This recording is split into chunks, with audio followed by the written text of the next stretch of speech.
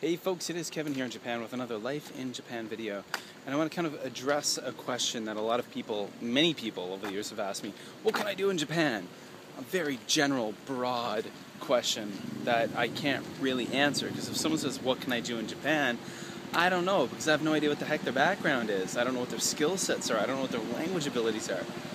Now, a lot of people, so I'm just going to kind of move into this specifically into one thing. The concept of using teaching as a jumping off point. I've met a lot of people who are just really into Japan. A lot of people I meet online who contact me, they're just in Japan, into Japan. They love Japan. They want to come to Japan. They want to live in Japan. But they don't know what they want to do specifically. But they know one thing. They don't want to be a teacher. Okay? And I'm going to tell you, teaching is not for everybody. It's definitely not for everybody. And just because you can... For example, the concept of speaking English, being an English teacher. Just because you speak English doesn't mean you're going to be a good teacher. It just means you speak a language. It doesn't mean you can teach the language. Also, even if you have the knowledge of English, of teaching the concepts of you know, grammar and phonics and classroom behavior management and this and that, it doesn't necessarily mean you really like what you do. So there are people who come to Japan and get a job as a teacher because that is a means to an end. Getting a job as a teacher gives them a visa, which gets them here on the ground. Now maybe then that gives them the ability to be here and work on their Japanese and improve their Japanese, or meet people, network, and find out what other options are out there. And during their time as a teacher, although they may not enjoy it, they're on the ground here in Japan, and it gives them the opportunity to explore other options.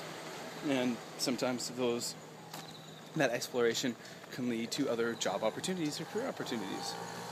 Maybe their Japanese is good enough to get a job working for a Japanese company. I've met people here. A few years ago I met a woman who was from Scandinavia who worked for Asics Shoes. I've met people who worked for engineering firms. I've met people who worked, well, I mean, they have to be engineers, I suppose, to do that. But I've met people who have come here as a teacher and ended up moving on to something else. It's possible. Not easy, but it's possible. And to be honest, if you don't like being a teacher, if you hate being a teacher, please don't do it very long, because you're not helping anyone in that regards, you know. Like, imagine a group of kids who have a teacher who hates teaching. Imagine being the parent of a student whose teacher hates teaching. You know, that's not a good thing. So there you go. Okay, so working in Japan, using teaching as a jumping off point into something else.